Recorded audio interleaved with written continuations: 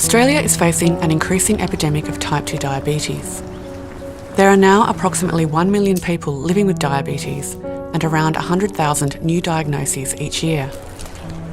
Obesity is thought to be the primary cause of type 2 diabetes in people who are genetically predisposed. In part 1, we explained how inflammation in type 2 diabetes destroys the pancreas tissue and dramatically decreases insulin production. Here we describe the insulin receptor in type 2 diabetes. What we have discovered is the molecular detail of how the hormone insulin binds to its so-called receptor protein on the surface of a cell and instructs that cell to take up glucose from the blood and to store it as an energy source. The receptor itself actually spans the cell membrane, so it has a part outside, a part inside, and insulin binds to the part that is outside. Insulin is a small molecule whose structure was determined a long time ago in 1969, but it's been unknown how it interacts with the receptor, and that is what we have discovered. And its interaction I've characterized as a molecular handshake as the two proteins dock together. When insulin binds to the outside parts of the receptor, it brings the two halves of the receptor together, and at the same time, the two parts inside of the cell unwind and make contact.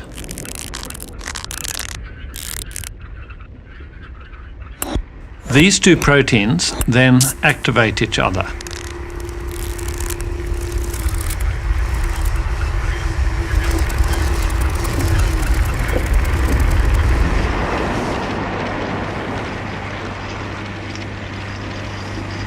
This activation allows the insulin signal to enter the cell. Specialised proteins interact with the activated receptor just below the cell's surface.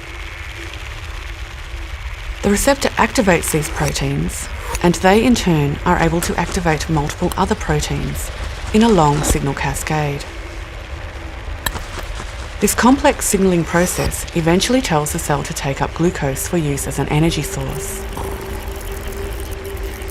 The long signal cascade allows tight control of the signalling process, as it can be turned on or off at many different points along the way. In type 2 diabetes, we believe insulin binds to its receptor normally, but the signal is not sent into the cell and the signal cascade does not develop. This is known as insulin resistance. This means that glucose cannot enter the cell and blood glucose remains high. Over time, high glucose levels damage many different organs. Insulin, as you know, has been used to treat diabetes for a very long time. But all of those formulations and types of insulin that have been used in the diabetes context have been designed and formulated without any knowledge of the way in which insulin actually interacts with the receptor.